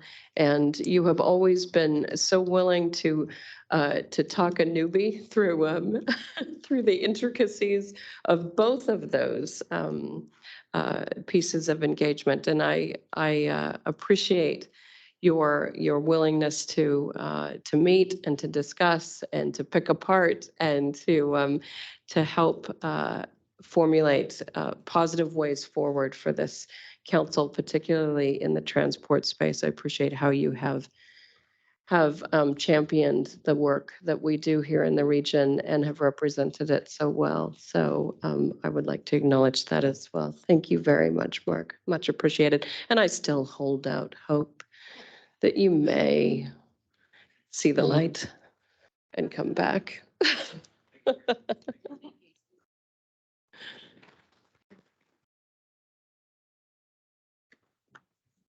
All right. Okay, we're now going to go back. Gosh, we're jumping around a little bit, aren't we? But we're getting things done efficiently and effectively. All right, we're now going to go to item 9.8. This is on page 228. This is the Waikato Regional Council State of the Environment Report 2022. We are joined by Thomas Wilding and Mike Scarsbrook. Welcome. Afternoon. So we've had a few workshops and discussion on the State of Environment Report over previous weeks and months. So with your permission, I'll take the report as read and take questions on the report. Thank you very much. As you say, we have had a few workshops on this. I appreciate your willingness to work alongside counselors and also you, Tracy, and the rest of your team in ensuring that counselors have a thorough understanding of what's being put forward and also had plenty of opportunity to provide input to this point. So I've got Councillor Dunbar-Smith. Yeah, this is more just a perception thing, and it relates to your document going out. where we talk about less rain and water use increasing. Now, at the moment, when this comes out in this current year, people are going to believe you with that particular graph. And I wonder if within the context of your report, there could be wording that said in El Nino years, rainfall is significantly lessened because we're coming into one of those. And if you look around the world, that's certainly what's happening at the moment. So it's just people getting this in their letterbox or seeing it at the moment. It certainly doesn't look like minus 26% in the Hauraki. But that might be something that's not within the context of your report. Yeah, and I got the question from somebody about the cover of the report has 2022 there, not 2023. And I think one of the benefits of having that date on there is to also make it clear that there's no information in there that covers those big storm events that have come through and affect Waikato. It is those climate responses are difficult. We had a La Nina, which is meant to be wetter. We've had our worst drought on record in a La Nina year, so it's still getting our head around how those systems respond. But yeah, no, I think that'll be that's a question we're going to get time and again is talking about it dry when it's been so wet. It certainly is consistent with the climate change predictions of both extended periods of dry, and when the rain comes, it will be more extreme. So more extreme events. So yeah, it seems we're realising those extremes through what we've reported there. Thomas, just going to say through you, Madam Chair, that's a comment we were intending to pick up through our comms, leading off with, it may not feel like it, but what it showed us over decades is this is what's happening, because you're right, it kind of feels like an odd message given that our catchments are so saturated. I guess what we're saying here is over the extended period of time that we've referenced, both in this item and the next item, to be fair, there is something there we'll pick up a messaging, and we definitely will be sure to be clear. There's room for an explanatory sentence on that page, the gap there.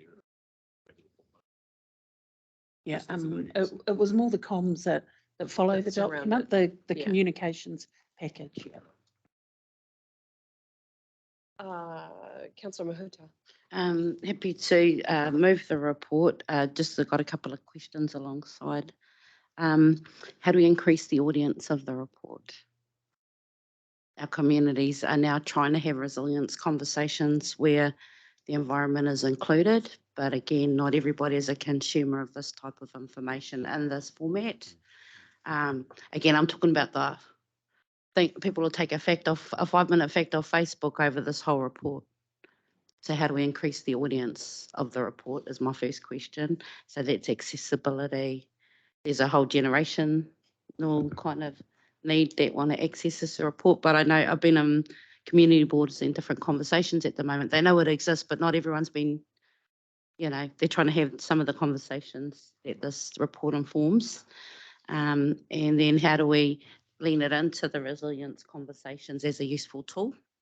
Because I don't think people were counting climate in the way they are now, and wanting to start engaging with the information and the data. That's all. Hilda.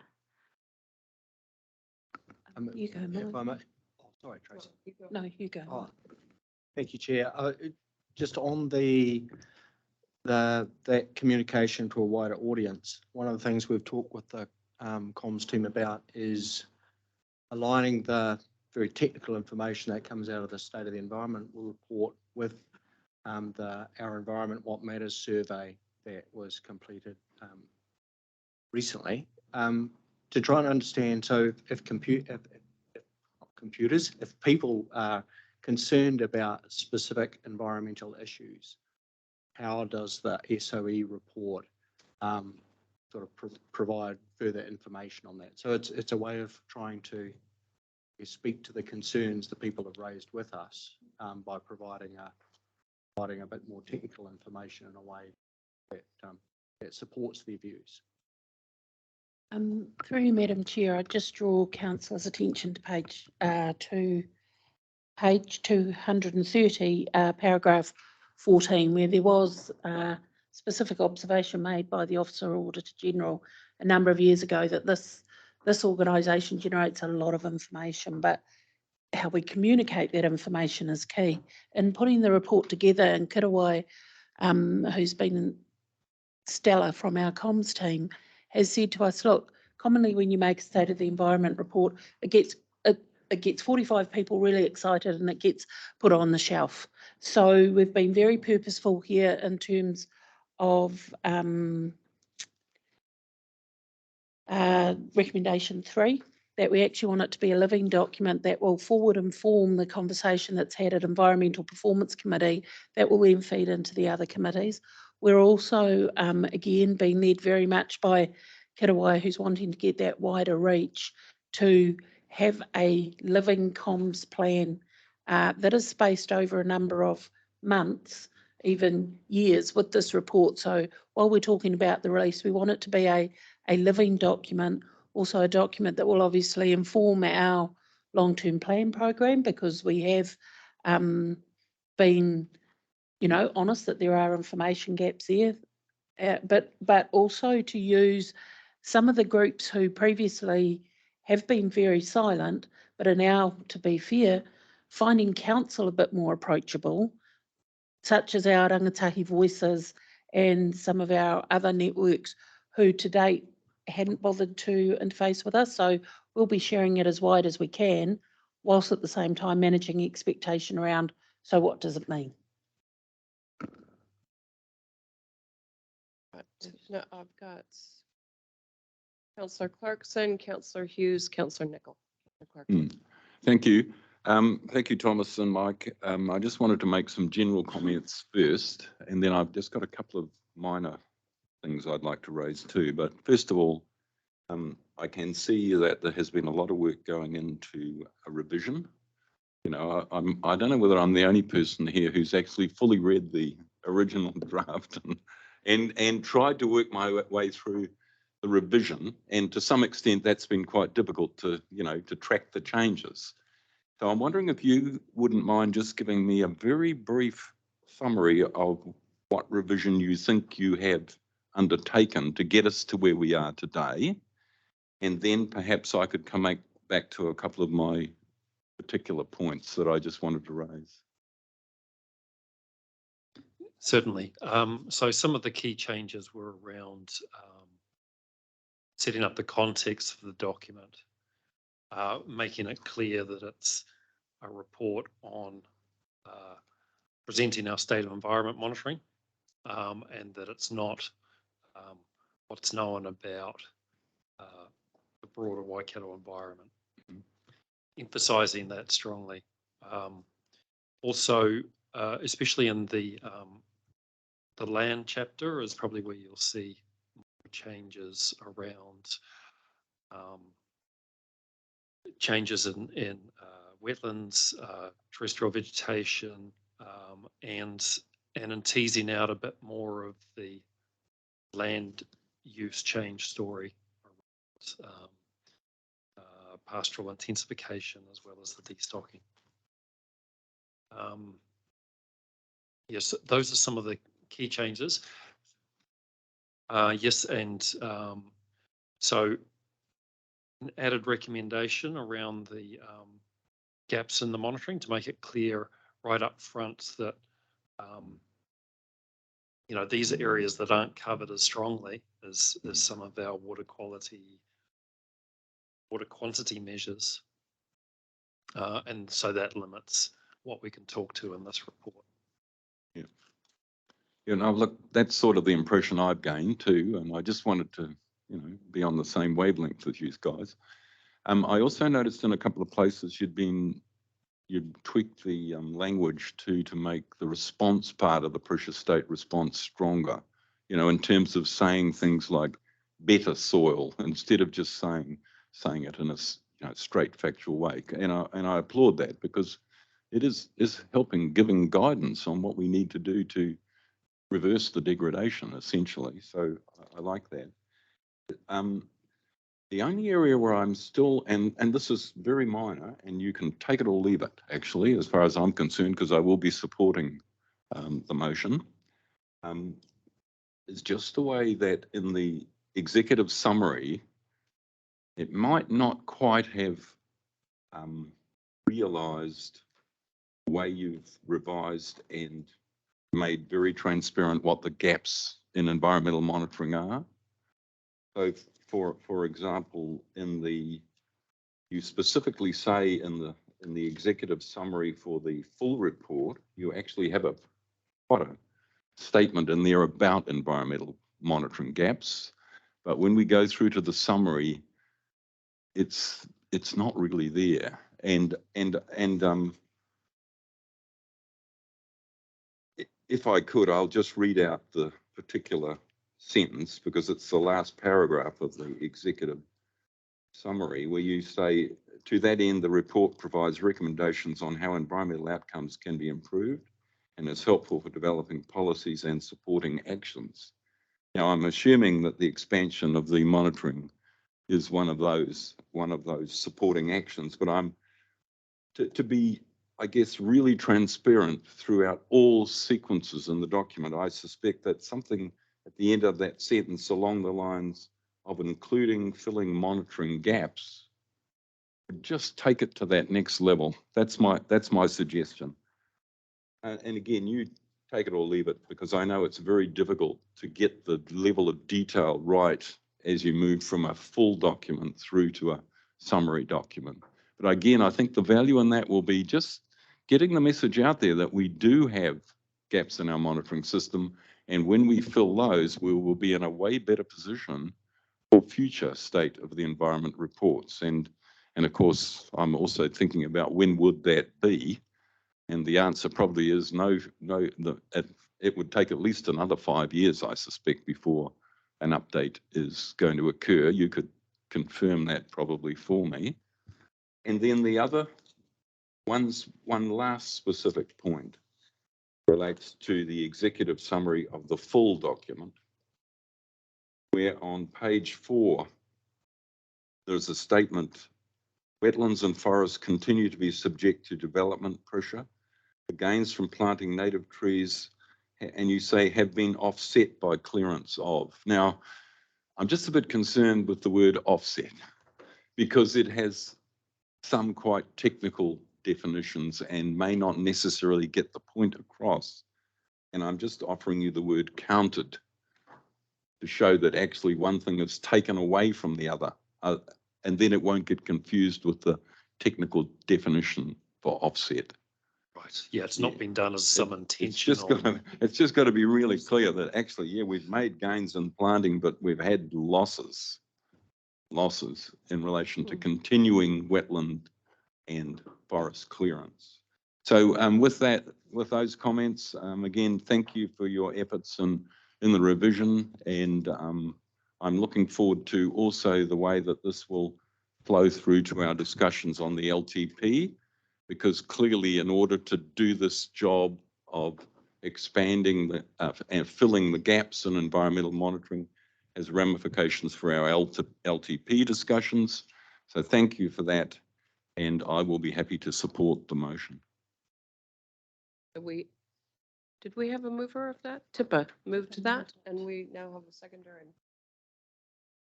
Councillor Hughes? Thank you, Madam Chair. Just one observation in the report, which I'd like to have substantiation on. It's on page 236, a statement that both farmland and urban stormwater are likely sources of bacteria. This is under the bacteria levels remain high.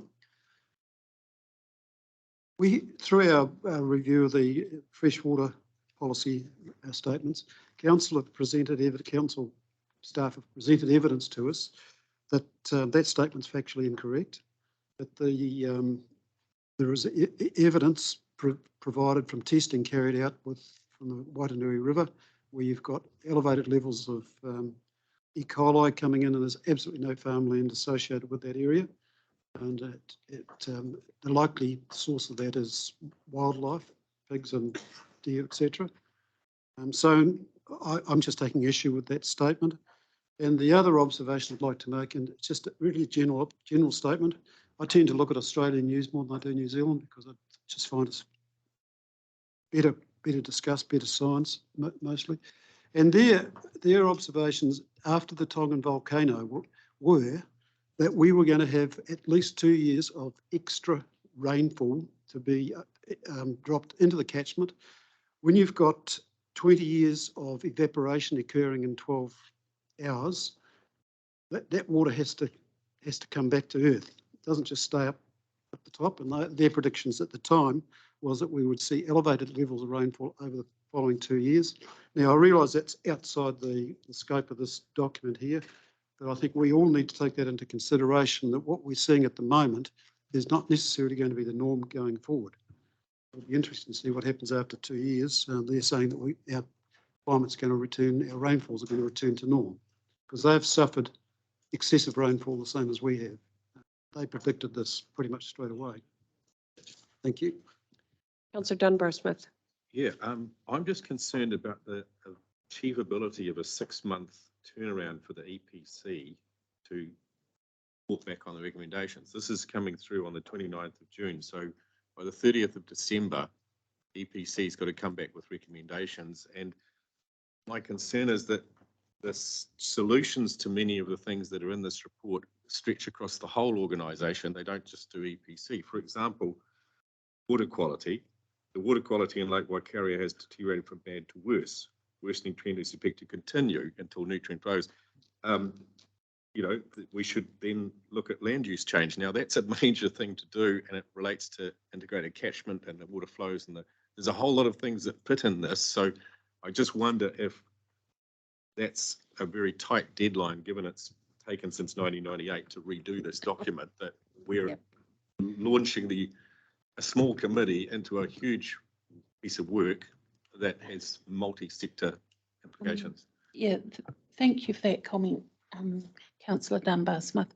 Through the chair, it was not intended that the EPC committee would have all the answers by then, but at least have a program in terms of their committee schedule of what information they would like brought to it over the period. What we're talking about here is a formal response to the findings within 6 months. So we putting a bit of tension in our own system so that we didn't take another 6 months to get a report to the committee, that we take a report to the committee formally on this, and then the committee prioritise which matters that they would like to address. And I believe the committee has already started to do that.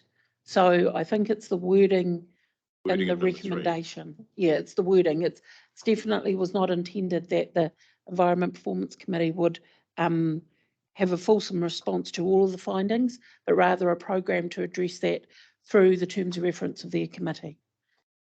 Can some of those words be put in item 3 then? Because at the moment, if you could read that, you could actually require the committee to provide a formal response, including recommendations within 6 months, which is 31st of December. So, of course, the formal response could be, we need a bit more time in order to formalize this, couldn't it be? but that's begging for more time when you've given yourself a deadline. Right. It'd be better to indicate that within there will be it's something you said, Tracy, in your wording there about what wording would we want in there? It's in the committee chooses to do recommendations, they can. So we're happy with what's the wording? No, I'm saying that if you're sitting on EPC, members of the public can come back and say, well, where's your formal response to all of these issues and what are you doing about it?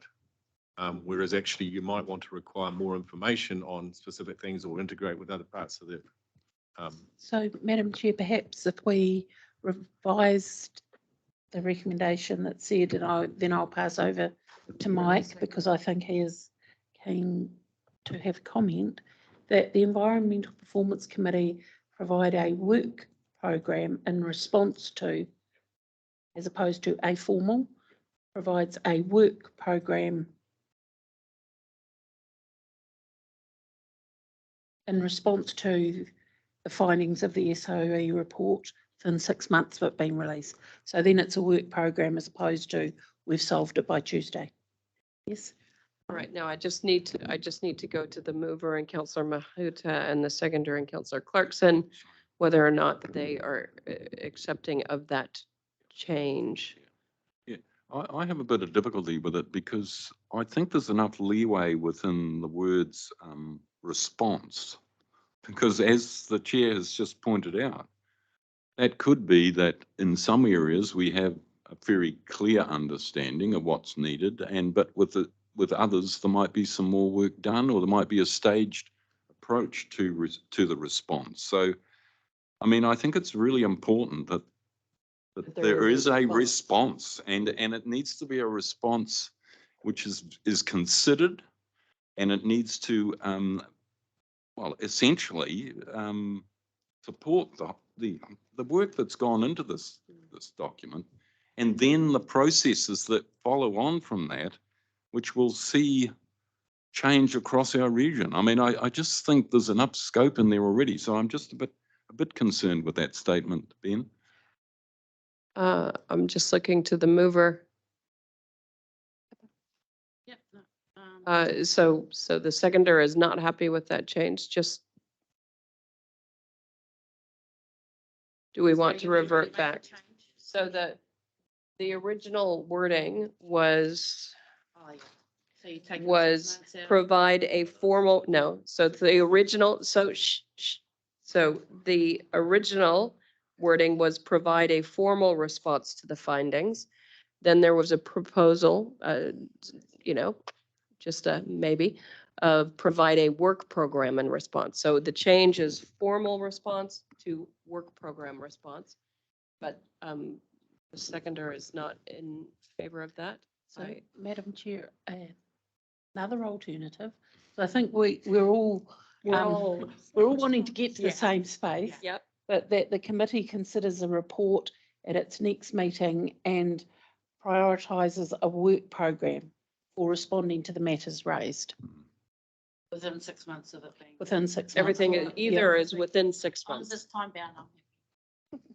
But I've got to go back to the seconder because if you want to rescind your second, and if there's somebody else who does want to second, I'm leaving it in your hands. The words were, because I think. So we're going to receive a report and do something about it. Yeah. Within 6 months. That the committee considers a report and prioritises a work program for responding to matters raised. Sorry, have you got that? Well, I don't know. I need, Can we, report, Sarah?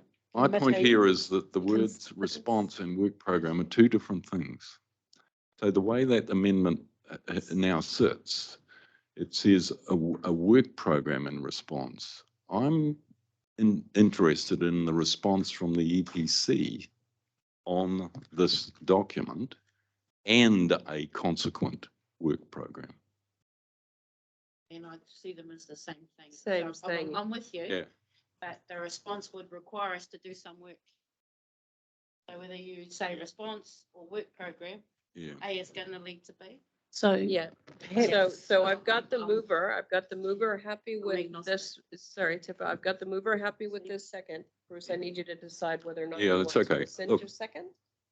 I may be being a bit pedantic, and I'll prepared to concede, and given the discussion that Tipper Yes. has just added here and what she means by those terms, I Right. will support them as expressed by Tipper. Expressed. Thank you. Right, as in the EPC is going to consider this report and come up with the work we need to do.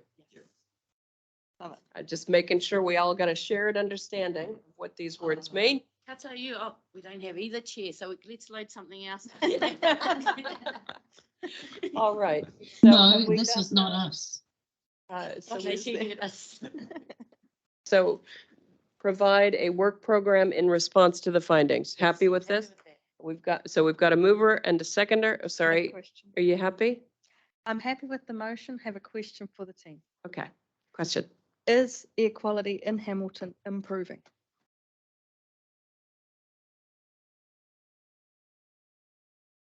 Good question. Um, I haven't caught up with the latest results since, you see Jonathan's latest report on this? Sorry, can I get back to you on that one? My understanding from being an EPC, Yes. when Jonathan Caldwell presented, was that, well, Hamilton's population's increasing, traffic emissions are increasing. Yep. That leads to poorer air quality. In the report he presented, though, it was talking about PM10 standards from World Health Organization shifting to PM2.5. And the comment in the, it's in the summary report, action to meet new air quality standards. The first sentence says, air quality is improving in most towns and cities of the Waikato region. Now, we only have one city rather than cities, from my understanding. But just wondering what message that sends. And my understanding is air quality is not great in our one city, and we're saying it's improving in cities. So I would just make a change of some sort to have that reflect. Yeah, I'll go as far as to clarify. Yeah, so the PM10 monitoring of the air shed is where we've seen those improvements, and some of the problems we're seeing are more localized around traffic intersections and things like that. So two scales of monitoring, I suppose. So the air shed improvement, but the degradation is more localized. Does that fit? Yeah, Yep. I understand what you're saying. I think it would be great if it kind of came through. If you're making an edit anyway to remove cities, then you could always add in half a sentence if nobody objected to that, to just clarify it more. But I'm just mindful when we average across the whole region and we have comments across the whole region, it's important to get the little detail right. So I just wanted to call it out because I'm mindful it's an issue. Thanks for that. Thank you. All right, so we've got a mover and a seconder. Can I just make a quick reply to Jen? I think it's just relative to what the figures are for that 2022 report and not looking at what more recent figures you may have just in relation. Yeah. All right. Okay, we've got a mover and a seconder. All those in favor? Opposed? Carried. Well done. All right, now, council.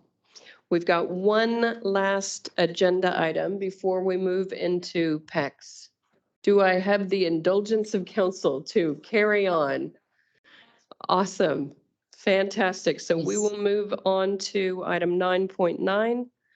This is on page 241 of your agenda packs. This is the water security strategy for the Waikato region. Thank you, Madam Nice, Chair. and your seat's already warmed up. Look at that. Yeah. Fabulous. I'll take the report as read and hope that council's had a chance to watch the webinar. The first time I'd ever recorded a webinar, so it was a wee bit nerve-wracking not having a. It was having a- an fantastic. audience. Well Great. done. Oh, I good. watched it Really late good. last night. It was awesome. I needed the validation, thank you. Yeah. You're a superstar. No, Do it again. it only took 13 takes. Just a little bit of history, the water security strategy work program came out of concerns that the Mayoral Forum voiced after the 2020 drought and was sort of reinforced by the 2021 drought. And I think it's, there is, it's interesting that, that was a really high priority for them was water security, given the drought situations and the challenges that Auckland City particularly were facing. Obviously, now our priorities have been around responding to cyclones and intense flooding events. So, yeah, I'm sure the Mayoral Forum's priorities have probably shifted during that time as well. But we produced a draft first draft of the water strategy last year, and then took that back to the Mayoral Forum and also brought it to council in August of last year, workshopping that, and then revised the draft and then sent it out for consultation across a wide range of stakeholders and partners, and then revised it again. And so what you're seeing is still a draft strategy, but having been through a couple of review cycles. So at this stage, what we'd like to do is get your endorsement of the draft strategy. It is the first step in a broader water security management program. And the next step is already endorsed in the strategic priorities for Waikato region that you've signed off on, which includes the development of a water security management plan, or a multi-stakeholder water security management plan, where we start to explore the solutions, the options that we have as a region for dealing with water security. This strategy in front of you it's reasonably short, and the primary purpose of it is to, from my perspective, is to provide a really strong evidence base for the conversation around the importance of water security and identify some of the major issues the region's facing. So thank you, Chair. Great. Councillor Nicol. Thanks for that, Mike. Happy to move the recommendation to speed things up. And yeah, having seen where it's come from and the trinium of droughts, that was last trinium, really, really happy to see that this could go the next step and also fulfill our strategic direction. Thanks. Oh, we've been joined by Councillor Kneebone. I see your hand up. Would you like to comment? What a chair. Yeah, I've just finished my other hui, so. Welcome. Can I ask a question? Yes. Hi, no, hi, Mike. Really enjoyed this strategy and I really like it. Just one question, please. Obviously, the first in served allocation mechanism is one of our Achilles heels. Is there a reason why we don't talk about that much in this strategy? Do you not feel it's the right place for it as one of the things we need to address, you know? Thanks, Councillor. We do talk about the need to review water allocation, and I think the reason we and I guess at the same time we talk about some of the major shifts and changes nationally in water resource management. I think one of the fundamental things around the first in, first served is, from my perspective, is coming to terms with iwi rights and interests in water. And I think that's not a space necessarily that we really want to delve into in our water security strategy. You know, we'd absolutely want the Crown and their iwi partners, treaty partners, to give us direction on that. So I think there is signals in there about us needing to review the allocation approaches. But there's some key national direction I think we need to progress that. Yeah, no, look, I absolutely agree with everything you've said. I guess I just see a role for us is to give central government a bit of a prod and a push now and again, because otherwise I'm a bit worried they're just going to keep kicking that iwi rights and interests issue down the road because they don't want to deal with it, you know. But yeah, no, thanks, Mike.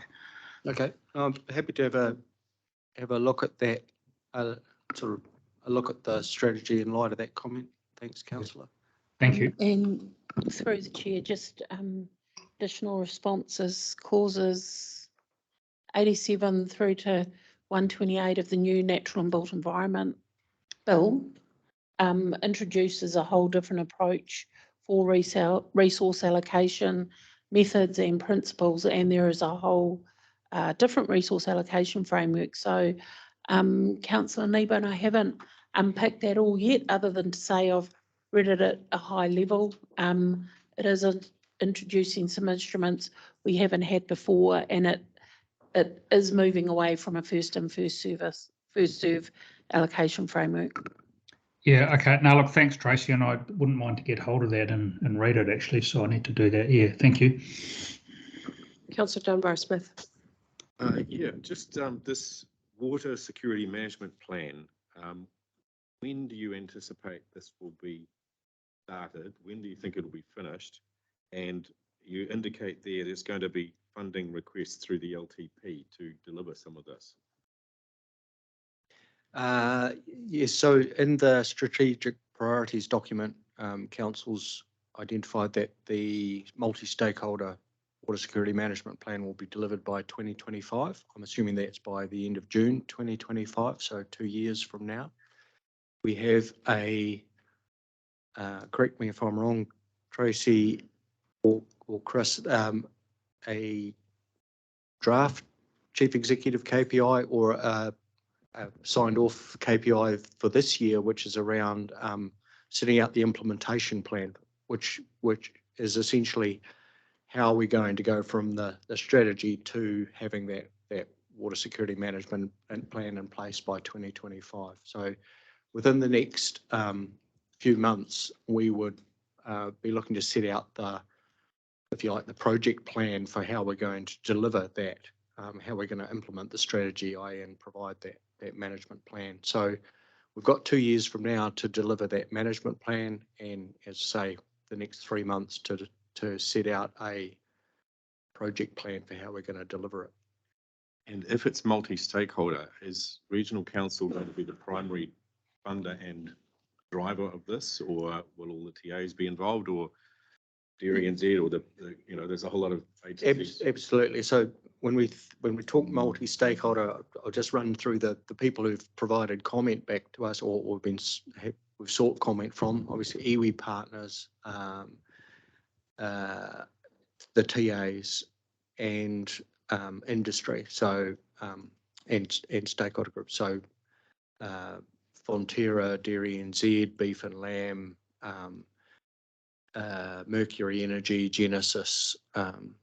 So we've sought, and those are the people who've expressed interest in being part of that water security management plan. So when we say multi-stakeholder, it is quite broad. But we're the primary funder of it?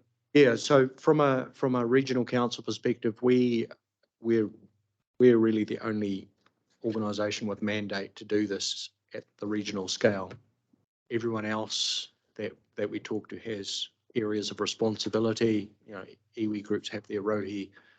This is a region-wide management plan, and only WRC really has the mandate to drive that. Because I know reviewing the current allocation system, given many years involved in Change 6 and all those, there's huge amounts of work involved in this. Again, so the water quantity elements are included in the freshwater policy review that's going on at the moment.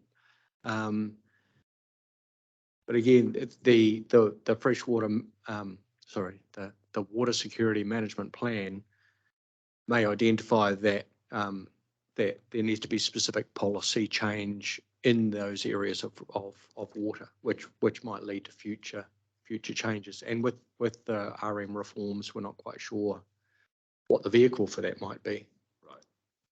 Yeah. So by 2025, we'll have something in place that's a management plan, but it might not have solved the allocation issues, or just to set expectations, it won't have solved all of our water security issues. It'll have set out, how we were going to work together with stakeholders to address those issues. But as you say, it's one of the long-term issues that we deal with as a community. We won't solve everything. And also, if auditing of large water takes for leak detection, obviously that's a sensible thing, but regional council is not really set up to do that sort of work at the moment. No, but again, if we can get agreement from, and many of the TAs, for example, the municipals are already doing that. That would be done through, like I said, an agreement that they would incorporate that into their operations and policy. All right, we have a seconder in Katarina online. Any other questions about, Councillor Cookson? Thank you, Madam Chair. Just looking at the population growth, Waikato Catchment, I suppose, it's got some real issues there with a population growth of nearly 160,000 people in the next 4 years. So basically the size of Hamilton is going to grow again. So that's a pretty scary number. I've just seen there, like the rest of the TAs have pretty much got no growth compared to that. So yeah, it's interesting data. And Madam Chair, one of the reasons obviously also why we've undertaken the strategy is there's another district to the north of Pōkeno. That is growing, that will, we know, believes themselves to be accommodated through our water system. Yeah, don't know. Yeah, that's right. Right. All right, we've got a mover and a seconder. All those in favor? Opposed? Carried. All right, we are going to move into PECs. Do I have a mover to do that? Councillor Hughes, second, and Councillor Cookson. All those in favor? Opposed? Carried. All right, now, councillors, I know you've been hanging in there, and I very much appreciate it. All we have in PECs is the approval of 2 sets of minutes